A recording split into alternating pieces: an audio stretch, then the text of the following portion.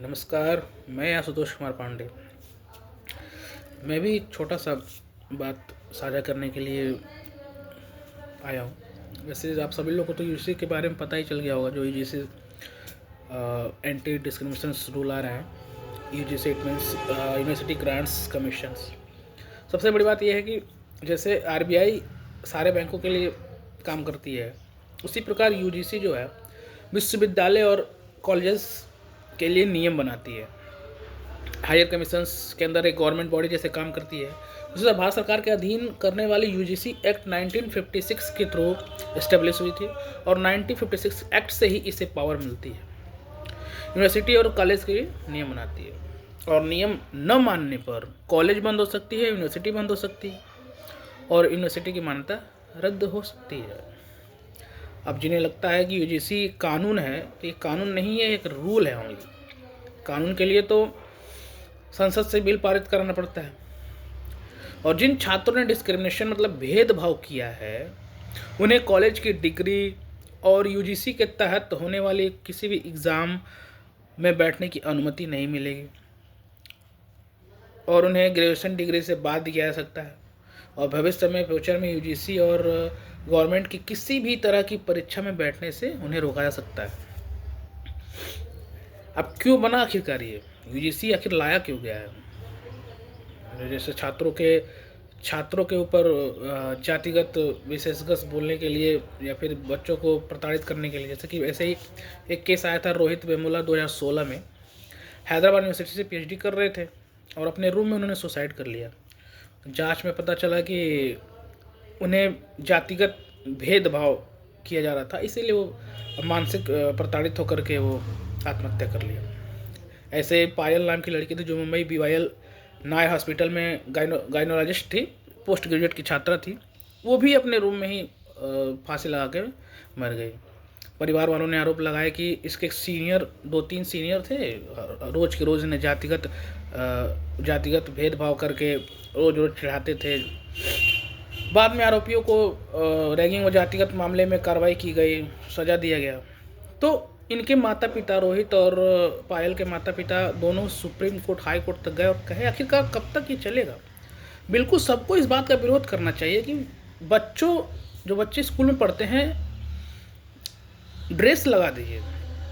जिस तरह स्कूलों में ड्रेस लगते हैं उसी तरह विश्वविद्यालय में भी ड्रेस लगने चाहिए। सारे छात्र एक जैसे दिखने चाहिए।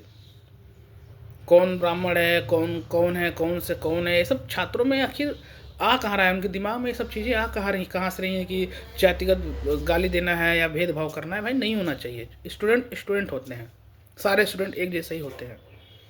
लेकिन फिर भी यह मामला उठा, देश के अंदर बच्चों के साथ जातिगत आधार पर भेदभाव हो रहा है, कॉलेज क्यों नहीं कुछ कर रही है, ये वो तमाम हुआ। तो यूजीसी से कहा गया भेदभाव को दूर करने के लिए कुछ किया जाए, कुछ रूल बनाया जाए, कुछ नियम बनाया जाए। सुप्रीम कोर्ट ने 2019 में कहा यूजीसी से कि आप भाई नियम बनाइए।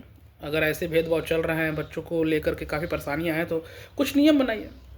2025 में यूजीसी सुप्रीम कोर्ट से कहती है कि जी आपने कहा था, मैंने वो बिल बना दिया, मतलब नियम बना दिया है। बना क्या? 2025 में बन तो गया जनरल व ओबीसी तो एक कैटेगरी रखा गया और एसटी और एससी को एक कैटेगरी रखा गया। लेकिन फिर से संशोधन करके बाद में ओबीसी वालों ने भी कहा कि भाई हमें भी प्रताड़ित होना पड़ता है, तो बाद में एससी, एसटी, ओबीसी को एक वर्ग में रखा गया और जनरल को अलग रख दिया गया। अगर यूनिवर्सिटी में इसी तरह का भेदभाव होता है तो यूजीसी रूल लेकर आती है।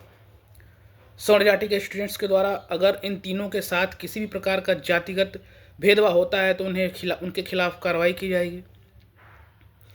फरवरी 27 में ही सुप्रीम कोर्ट को बताया गया कि अप्रैल 2025 में सुप्रीम कोर्ट ने परमिशन दिया था रूल बनाने के लिए। अब पीड़ित वर्ग 3 वर्गों में रखा गया है। जनरल को एक वर्ग में रखा गया है, मतलब पीड़ित वर्ग में यूजीसी ये जो आई है नियम, उसके आधार पर एसटी, एससी और ओबीसी ये पीड़ित वर्ग है। तो क्या ये सही है? क्या जनरल वाले ही ये सब कांड करते हैं, भेदभाव करते हैं? क्या भविष्य में या फिर अगर ये नियम अगर ये लागू कर दिया जाए, वैसे इसके अंतर्गत 10 टीमें लगाई गई हैं, 10 टीमें बनाई गई हैं कि इसका जांच करेंगे। जो कोई एक दूसरे के ऊपर आरोप लगाएगा, अगर बात होगी यूनिवर्सिटी में, कॉलेज में, तो उस पर जांच भी होगी, पड़ताल। लेकिन सबसे पहले ये है, जैसे कि दहेज उत्पीड़न में जो केस है, कि अगर आरोप लग गया तो पहले आरोपियों को उठा लो, उनके पूरे परिवार को उठा के बंद कर दो। बाद में वो प्रूफ करो भैया कि हम दहेज उत्पीड़न हमने नहीं किया है, गलत आरोप लगाए गए हैं। लेकिन पहले बंद कर दिया ना, मानसिक प्रताड़ना दी गई ना, परिवार को बंद कर दिया गया।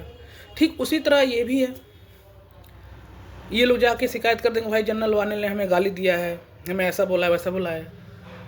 अब बेचारा वो पढ़ाई करने जाएगा यूनिवर्सिटी में कि अब डर के साए में वो जिएगा कि कब कोई जाकर आरोप लगा दे। कोई टॉपर हो अगर जनरल में ही, तो उसको बच्चे साजिश करके उसका नाम लगा दें, भले वो गलत रहा हो। बाद में प्रूफ करने पे उसे अगर निर्दोष भी कहा जाए, तो आखिरकार उसके मानसिक पे दबाव पड़ा ना, वो पढ़ेगा कि वो प्रूफ करेगा अपने आप को। अब जनरल वालों को मान लीजिए, अब कोई कह दे कि तुम तो सुदामा के वंश हो, तुम लोग भीख मांग के खाते थे, तो क्या उसको बुरा नहीं लगेगा? अब वो कहाँ जाएगा करने, वो शिकायत करेगा क्या? लेकिन आप लोगों ने साफ साफ कह दिया है कि जनरल लोग अलग कर दिया गया है। SC/ST एक्ट भी था, अब लाओ, अब ये भी ला दिए। भाई अन्याय न तो भीष्म ने सहा था, सॉरी, अन्याय न तो भीष्म ने किया था और न द्रोण ने किया था, लेकिन उन्हें भी सजा मिली ना, आखिरकार वो चुप थे, कौरवों का साथ दिए, इसलिए वो भी उसमें दबाए गए, मारे गए। भाई हम लोग भी चाहते हैं कि कोई भेदभाव ना हो, कोई भी किसी के साथ भेदभाव ना करे, चाहे वो जनरल का हो, ओबीसी का हो, ST का हो, कोई भी स्टूडेंट हो। भेदभाव क्यों करना है भाई, पढ़ाई करो। लेकिन ये नियम थोड़ा सख्त कर लिए गए हैं। हम भी ब्राह्मण हैं, पांडे हैं, तो हम समर्थन नहीं करते हैं किसी चीज़ का। भेदभाव नहीं ही होना चाहिए, कोई भी किसी भी प्रकार का किसी भी स्टूडेंट को किसी के ऊपर भेदभाव नहीं करना चाहिए, ये तो गलत चीज़ है। लेकिन जो ये सख्त रूल्स बनाए जा रहे हैं, थोड़ा इस पर विचार करें कि क्या ब्राह्मण के या फिर राजपूत के, क्या ये लोग प्रताड़ित नहीं हो सकते हैं? जय हिंद, जय भारत, वंदे मातरम।